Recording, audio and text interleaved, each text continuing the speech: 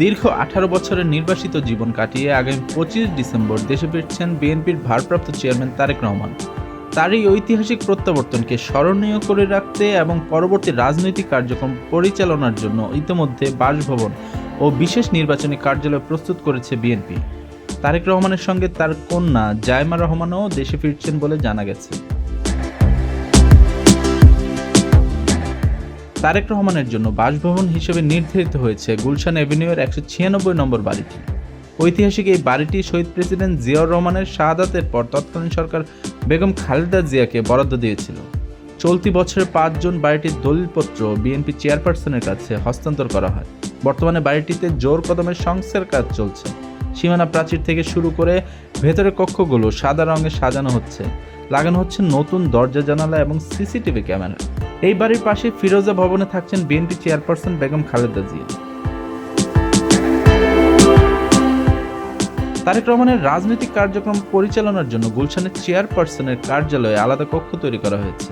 এছাড়া ত্রয়োদশ জাতীয় সংসদ নির্বাচন কেন্দ্রিক কার্যক্রম পরিচালনার জন্য গুলশানের 90 নম্বর সড়কে 10/C একটি পৃথক ভবন ভাড়া নেওয়া হয়েছে। পাশাপাশি নয়াপল্টনে কেন্দ্রীয় কার্যালয়েও তার জন্য বিশেষ কক্ষের ব্যবস্থা করা হচ্ছে। দলের পক্ষ থেকে জানানো হয়েছে 25 ডিসেম্বর হযরত শাহজালাল আন্তর্জাতিক বিমানবন্দরে তারেক রহমান অবতরণ করলে তাকে রাজকীয় সংবর্ধনা দেওয়া হবে। বিএনপি মহাসচিব মির্জা ফখরুল ইসলাম আলমগীর বলেন, দেশবাসী আমাদের নেতার জন্য অধীর অপেক্ষায় আছেন। ওই দিন সড়কের দুই পাশে সুশৃঙ্খলভাবে দাঁড়িয়ে প্রিয় নেতাকে অভ্যর্থনা জানাবেন নেতাকর্মীরা। আমরা সেই লক্ষ্যেই কাজ করছি।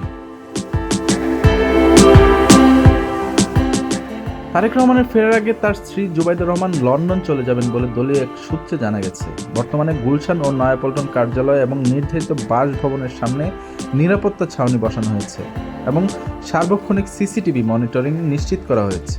দীর্ঘ প্রতীক্ষার অবসান ঘটিয়ে তারেক রহমানের এই ফেরা বিএনপির রাজনীতিতে এক নতুন গতির সঞ্চার করবে বলে মনে করছেন রাজনৈতিক বিশ্লেষকরা।